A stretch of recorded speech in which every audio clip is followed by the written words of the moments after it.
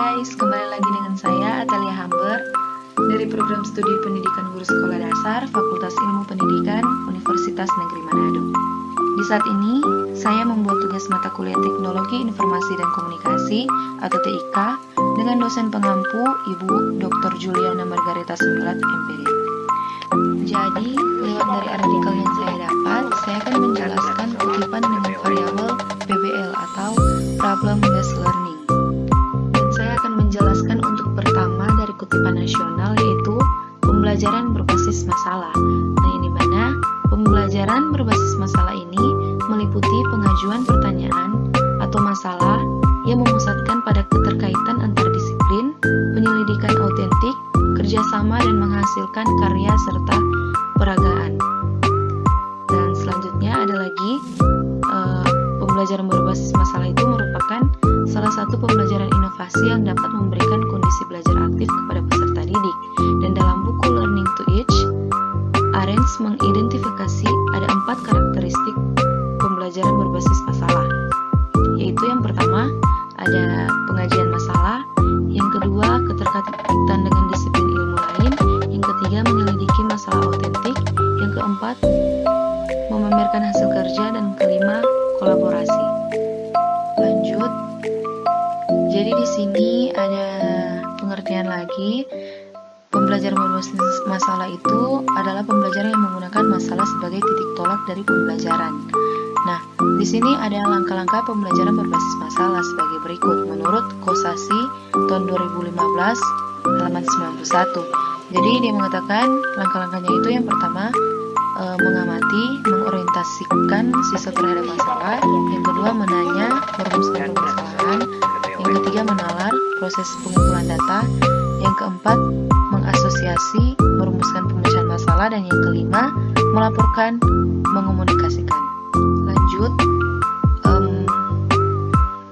menurut para ahli yaitu Nur Giansa dan Pratama pada tahun 2021, dia mengatakan bahwa model PBL atau model Problem Based Learning ini dia memiliki keunggulan, atau dapat dikatakan keunggulannya itu model pembelajaran ini adalah yang pertama membuat siswa itu lebih aktif, yang kedua dapat meningkatkan kemampuan siswa untuk memecahkan permasalahan dalam kehidupan sehari-hari, yang ketiga menimbulkan ide-ide baru, yang keempat dapat meningkatkan keakraban dan kerjasama, dan untuk yang kelima pembelajaran ini membuat pendidikan di sekolah itu menjadi lebih relevan dengan kehidupan. Di sini dalam berpikir kritis dapat dikembangkan dengan salah satu model, yaitu yang variabel saya yaitu pembelajaran berbasis masalah menurut Yarsal 2015. Dia mengatakan bahwa model tersebut adalah sebuah model dengan berdasar atas permasalahan yang dijumpai pada keseharian yang membutuhkan solusi dan pemecahan. Dan untuk tujuan pembelajaran berbasis masalah ini ada 3, yaitu membantu siswa itu mengembangkan keterampilan penyelidikan dan pemecahan masalah. Yang kedua, memberikan kesempatan kepada siswa mempelajari pengalaman-pengalaman dan peran-peran orang dewasa. Yang ketiga, memungkinkan siswa itu meningkatkan sendiri kemampuan berpikir mereka dan menjadi siswa yang mandiri. Dan kemudian, masalah yang diberikan ini digunakan untuk mengikat siswa itu pada rasa ingin tahu pada pembelajaran yang dimaksudkan.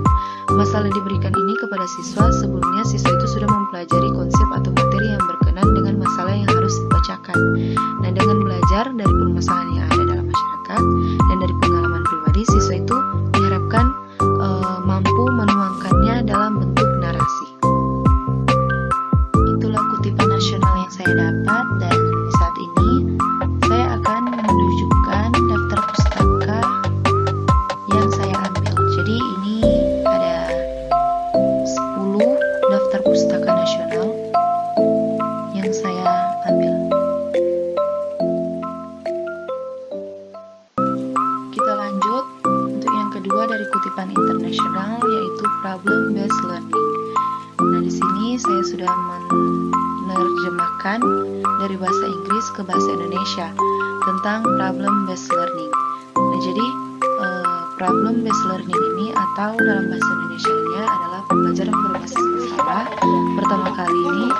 diperkenalkan pada tahun 1969 di Fakultas Kedokteran dari AMC Master University di Hamilton, Kanada, dan terus meningkat popularitasnya sejak saat itu. Nah, universitas dan perguruan tinggi di seluruh dunia sekarang menggunakan sebagai metode pendidikan utama untuk kursus di banyak mata pelajaran. Pembelajaran berbasis masalah ini merupakan salah satu dari sejumlah model kurikulum berbasis inquiry atau berbasis kasus yang direkomendasikan untuk siswa yang berbakat.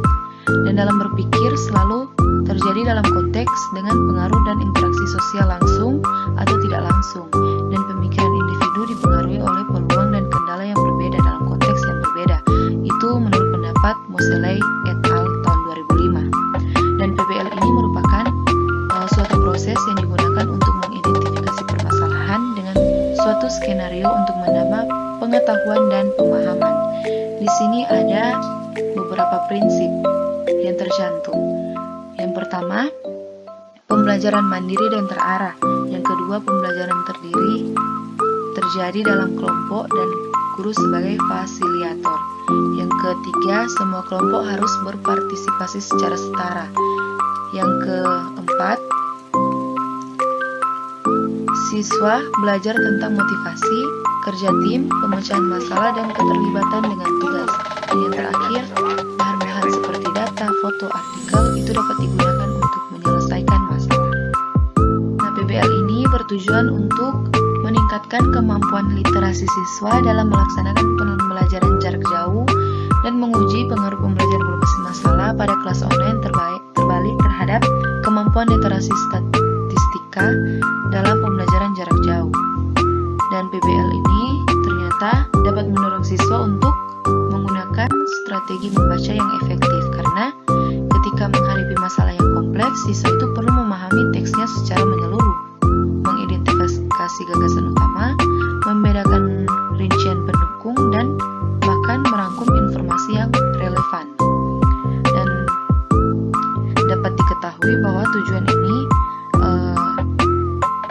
perannya dalam pembelajaran berbasis masalah ini terhadap pendidikan karakter siswa. Dan PBL ini akan melibatkan siswa untuk menghadapi permasalahan nyata menurut Tortorella dan Cauchy Miguel tahun 2018, dan melatih siswa itu untuk menemukan solusi terhadap permasalahan yang dihadapi, mulai dari permasalahan yang kecil menentang hingga permasalahan yang kompleks. Nah, kemudian model pembelajaran berbasis masalah ini merupakan salah satu model yang tepat dan inovatif.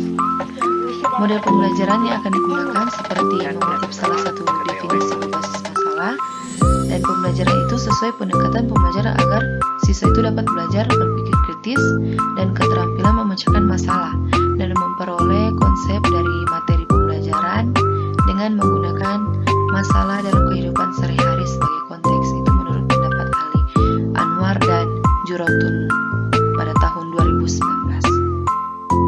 Itulah kutipan internasional yang saya dapat, dan inilah daftar pustaka internasionalnya yang saya ambil. Ada 10 artikel yang saya ambil.